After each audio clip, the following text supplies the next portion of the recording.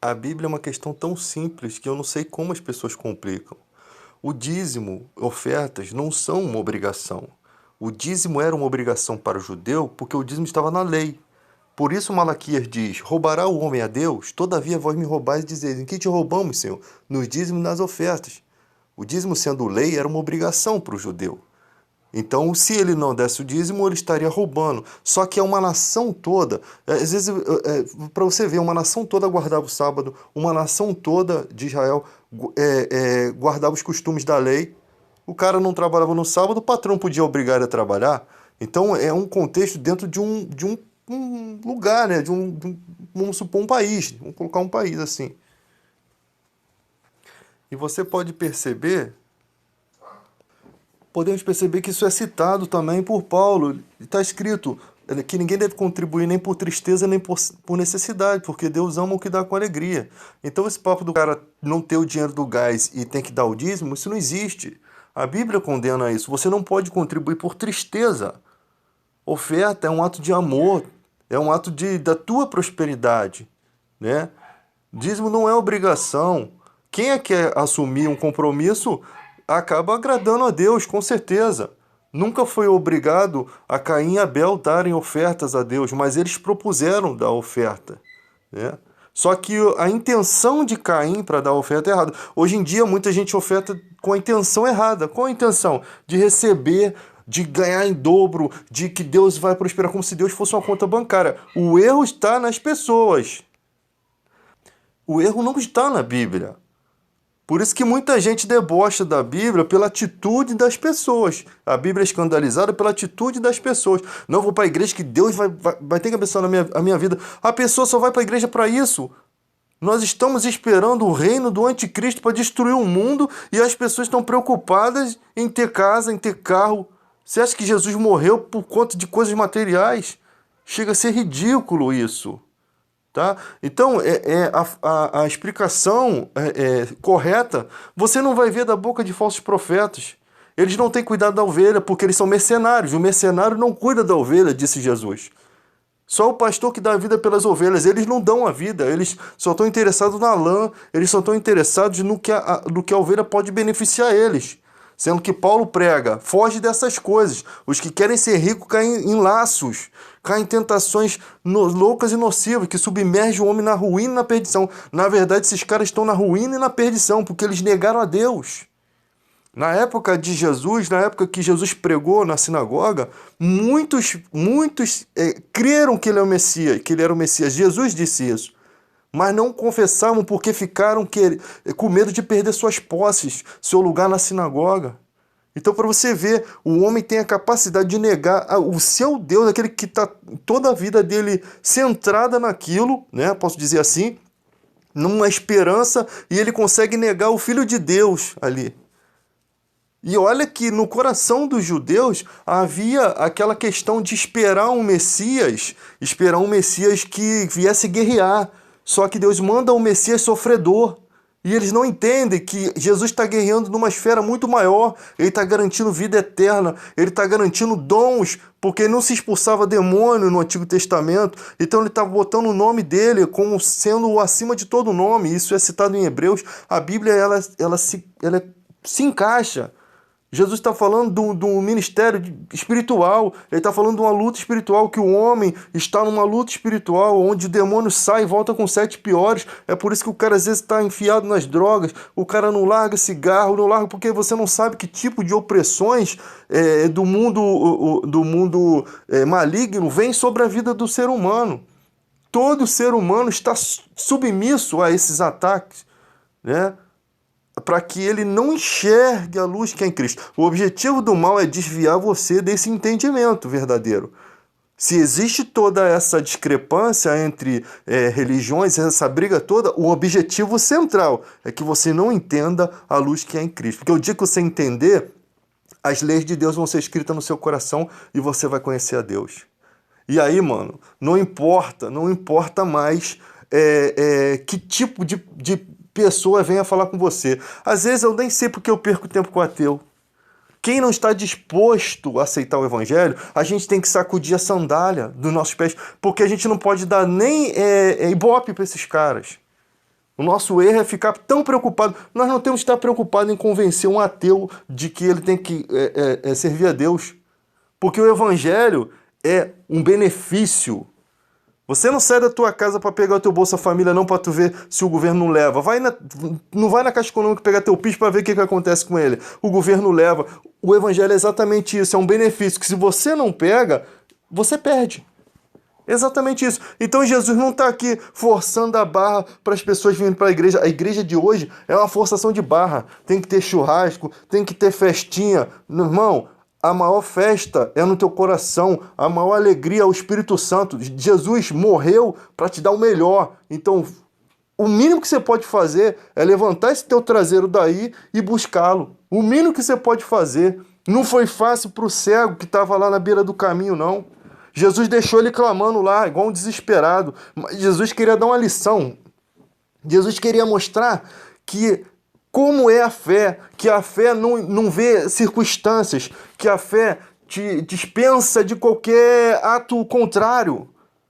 Aquele homem larga a capa dele, que era a coisa mais importante para o cego, para se proteger da poeira no deserto, para se proteger do frio de noite, que é o terrível, o calor de dia com poeira e à noite um frio terrível. Ele estava determinado, ele mostrou, quando ele larga a capa dele, que ele vai até Jesus, ele estava determinado, ele sabia que ele tinha fé suficiente para poder largar aquela capa, para deixar aquela vida para trás, aquela vida errada para trás. Ele sabia. Essa mensagem serve para o cara que é o bandido que está lá no tráfico. Ele sabe que ele pode largar a capa a qualquer momento e seguir. Ele sabe que ele pode deixar tudo para trás e seguir e ter uma nova vida. E foi isso exatamente. Quando aqueles cegos, eles foram até Jesus de longe, Senhor, o que a gente faz? Eles não tiveram coragem de ir até Jesus. Mas Jesus não os abandonou. Vai mostrar o sacerdote. Vai lá e se mostra o sacerdote. Eu imagino que eles devem ter pensado, cara, como é que a gente vai se mostrar o sacerdote? Porque só vai até o sacerdote se houver indício de cura. Geralmente a lepra começava a ficar branca. Então o sacerdote saía do templo e fazia um exame, né? E ele tinha o poder de dar o documento de restituição à sociedade. Mas aqueles homens não tinham evidência de cura. Mas eles pegaram a palavra de Jesus. Jesus os colocou em um caminho de fé. Na vida da gente, Deus nos coloca em certo caminho de fé. Certas circunstâncias. Poxa, eu estou desempregado. E agora? E agora você tem que aprender a lançar a sociedade sobre o Senhor, porque está escrito que Ele cuida das aves do céu, que não planta e nem semeia. Ele cuida, Ele veste a planta para que amanhã o sol queime ela. E Jesus fala, compara, olha, se Deus, Ele cuida daquelas coisas que não servem quase por um dia. Uma borboleta, por exemplo, não dura nada. E Deus cuida. Quanto mais valemos nós, homens de pequena fé. Ou seja, Jesus está falando, nós temos pequena fé, nós precisamos de fé. Nós precisamos entender que o cuidado de Deus está sobre a nossa vida. Mas a gente fica olhando para as tragédias do mundo, a gente fica olhando para supostamente Deus estando abandonando uma sociedade, mas na verdade, aquele povo lá, na verdade está passando por uma transformação. Na verdade, às vezes, por exemplo, o Afeganistão é ano de sofrimento. Às vezes, aquele mal que acontece ali é para mudar de vez. É tipo, Deus fala assim, basta, eu vou espalhar esse povo pela nação, eu vou espalhar para que eles conheçam o meu nome. Ele espalha. Jesus certa vez estava no poço, ele pede água, ele provoca a fé, ele vai lá e pede água a uma mulher que não se dava com os judeus, o povo dela não se dava com o povo judeu, mas para Deus não tem isso, para Jesus não tem essas barreiras humanas. Então ele se posiciona ali e ele fala, me dá de beber. Como você, judeu, me pede de beber, sendo eu samaritana? Como quem diz assim, você sabe que a gente não deve trocar nenhuma palavra. É você para lá e eu para cá. Se soubesse você quem te pede a água, você pediria e ele lhe daria a água que mataria a sua sede. E ali Jesus entra numa outra nação que acreditava em um Messias de uma determinada forma diferente. Hoje em dia temos aí pessoas que acreditam em Deus de uma maneira que ela foi criada, tipo o islamismo. Né? Ela aprendeu daquela forma, mas Jesus falou, a salvação vem dos judeus. Jesus ele vai contrário a tudo que aquela mulher aprendeu, porque ele vai pela verdade, ele rompe e aquela mulher aceita. Ah, mas primeiro ela resiste. Ah, vocês dizem que a salvação, vocês judeus são engraçadinhos, vocês dizem que a salvação vem dali e o meu povo diz que vem daqui. Jesus fala assim, você está errada, a salvação vem dos judeus. Deixa isso para lá, quando o Messias vier ele vai esclarecer. Ela jogou para a eternidade, jogou para frente. Jesus falou, eu sou o Messias que estou falando isso para você. É bonito, filho. Eu sou quem fala. Aquela mulher fica espantada. Senhor, me dá dessa água aí que você tem aí. Vai lá e traz seu marido. Eu não tenho marido. Bem disseste, você teve 5, o que você tem agora não é teu. Ou seja, Jesus te mostra profeta, conhecedor da vida daquela pessoa. Deus é invasivo de uma forma que você não tem pra onde correr, mano. Você não tem como correr, você não tem palavras contra. E aquilo que você vive, ninguém viveu. Aquilo que Deus fala com você, ele não falou para outra pessoa. Então não adianta o que as pessoas fora falam. Ah, mas a ciência tem que provar. Tem gente que caiu do evangelho para a ciência. Gente, nunca conheceu o evangelho. Porque não se trata de leitura, se trata de você realmente ter recebido de Deus. Jesus fala, o espírito maligno sai do homem e volta com 7 espíritos piores, o estado daquele homem se torna pior do que o primeiro. O cara tá lá lutando contra as drogas, mas ele não quer largar a vida errada. Sabe quando você não pode lutar numa guerra, estando sujo, sabe, estando na tua vida espiritual tá caída, você não tem como lutar para Deus. Deus é amor, Deus tem uma essência de pureza, de verdade. Ou você mergulha nisso, ou você vai ficar no pântano, você vai ficar na lama. Então a primeira coisa que um ex-drogado tinha que fazer, buscar tratamento? Sim, buscar tratamento. A Bíblia não condena isso não, mas primeiro também cuidar da sua parte espiritual, entrar dentro da esfera daquilo que é espiritual. Por quê? Porque o poder vem sobre a sua vida e te dá as condições.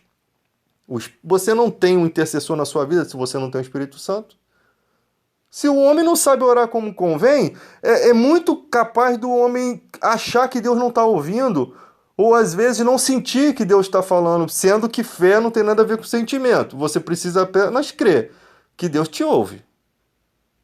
Jesus sempre falou, se tiver fé como um grãozinho de mostarda, se você dirá aquele monte e te lance no mar e acontecerá. Ele diz que pequenas fé pode fazer grandes coisas.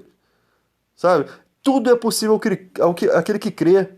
Nessa condição, não há limitação para o homem, tudo é possível, foi aberto, Jesus venceu, foi aberto o acesso a Deus. Então não é o que você sente, você não tem que chorar, você apenas tem que ser claro, Deus é pai, se ele é pai e eu sou filho, ele me ama, assim como um pai ama um filho. Jesus ainda chega a falar, qual é o pai que se o filho pedir pão lhe dará uma pedra? Se vocês que são maus sabem dar boas coisas aos vossos filhos, quanto mais o Pai Celeste dará o Espírito Santo aos que lhe pedirem. Então o Espírito Santo é muito necessário, porque como a gente não sabe orar, ele ora por nós. Ele zela por nós, ele vela por nós. É como se você tivesse um monge 24 horas orando pela sua vida, só que é um monge espiritual. Então o Espírito Santo ele te ajuda, ele te convence do pecado, da justiça e do juízo, ele te faz arrepender, sim.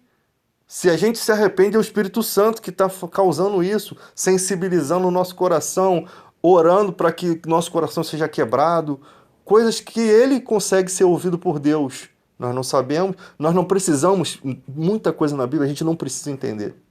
A gente só precisa saber as necessárias. Jesus nunca fez questão, a Bíblia nunca fez questão de mostrar a Deus tintim por tintim. Sabe por quê? Porque não adianta que se Deus se apresentar para um ateu, ele ainda vai querer criar um pretexto. Ele vai olhar para o mundo, como é que você deixa tudo isso daí? Que Deus é você? Então, não se trata disso. Deus escolheu que fosse por meio de Jesus e pronto, acabou. Ele não deve satisfação ao barro. Nós somos o pó. Ele não tem satisfação a dar a suas criaturas. Você cria um objeto. Você dá satisfação da sua vida àquele objeto? Não dá. Você é senhor daquele objeto. Você criou. Você fez um quadro. Se eu quiser colocar o quadro na parede da sala, do quarto, cozinha, no raio que parta, eu posso colocar, porque eu sou o dono daquilo que eu criei. É a mesma coisa, Deus não dá satisfação ao homem. Se o homem quiser, que venha em busca dele. Ah, eu vou esperar Deus falar comigo. Vai morrer sentado esperando, porque está todo mundo em busca. É muito engraçado que é tão fácil. Jesus abriu uma porta tão fácil. É só acreditar, é só buscar. Bate, a porta se abre. Busque e encontrará.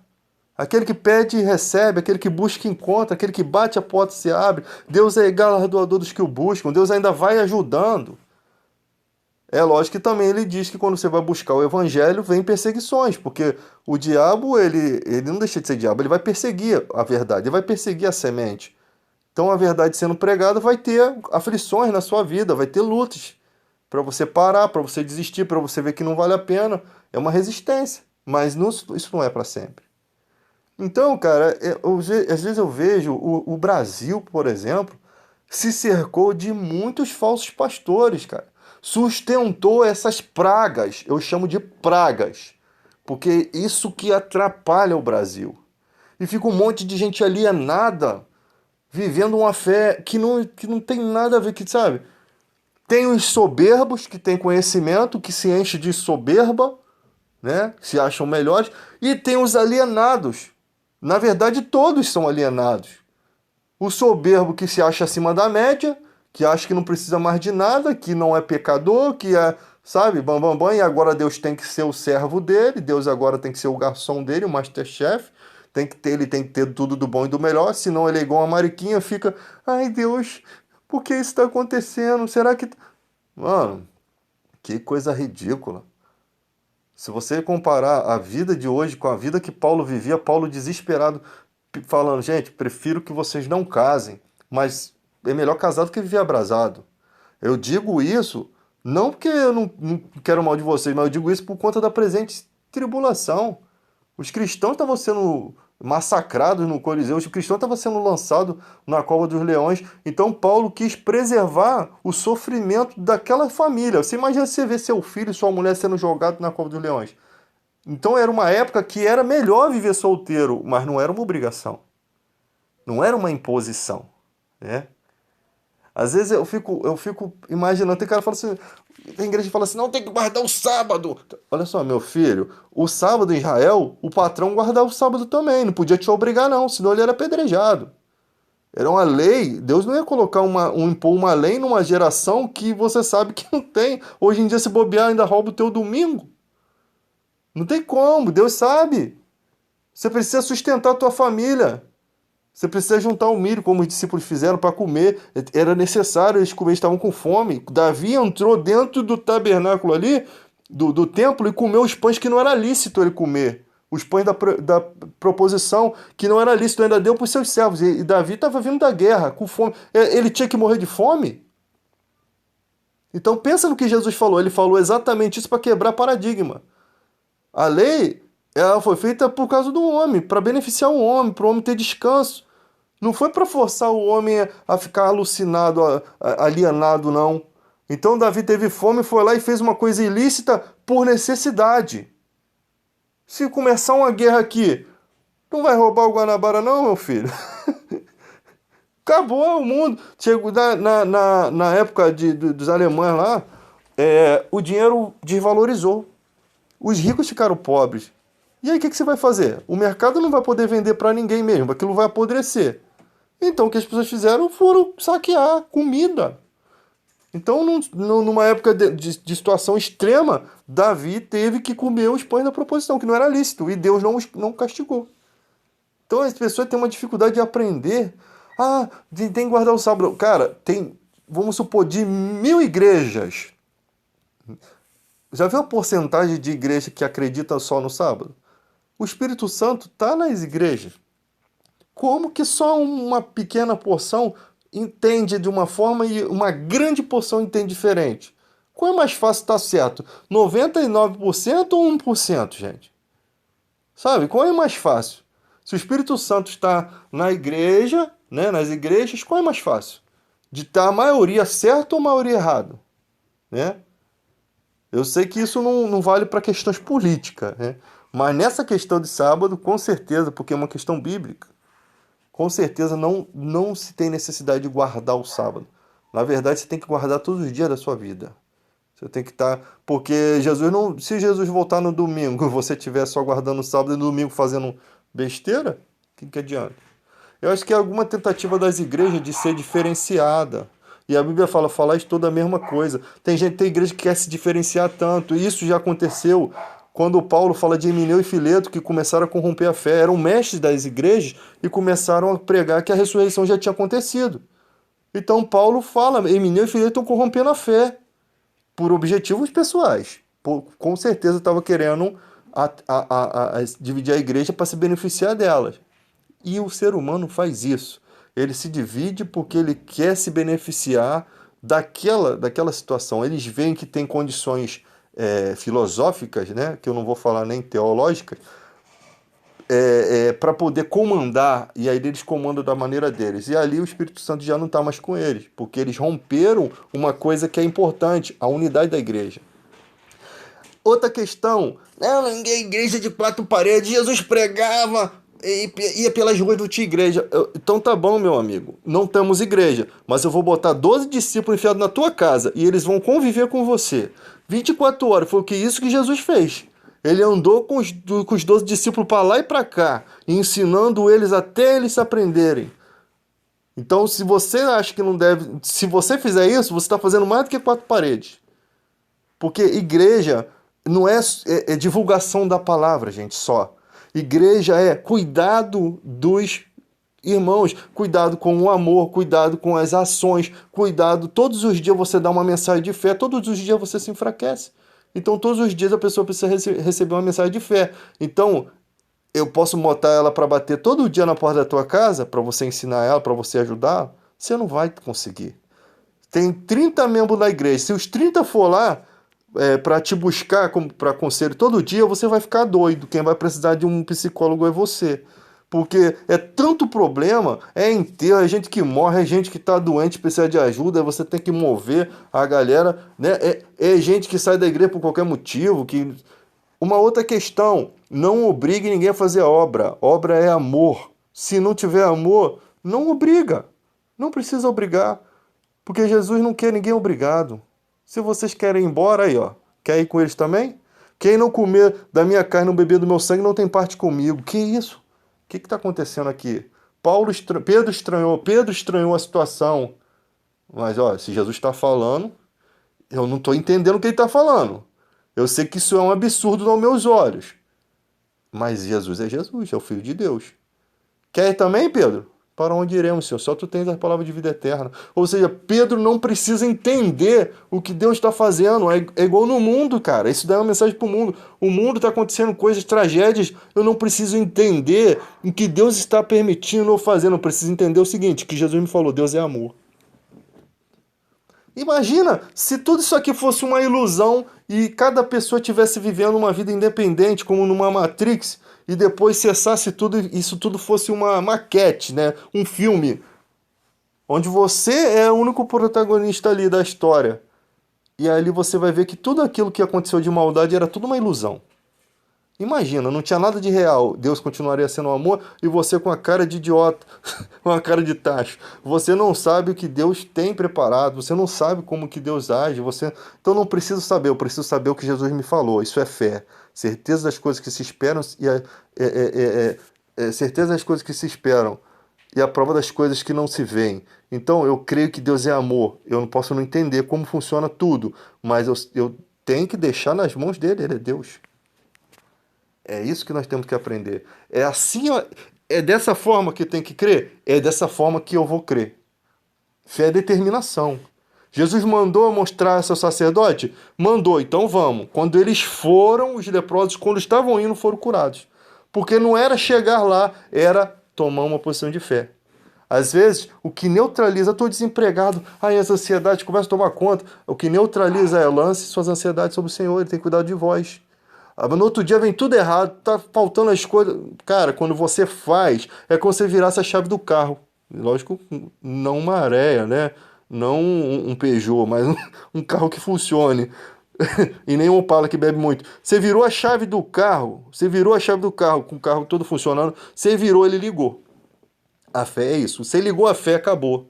tudo aquilo que era para vir sobre a sua vida porque você não estava vendo a fé, não vai sobrevir porque você fez aquilo que Deus quis que você fizesse.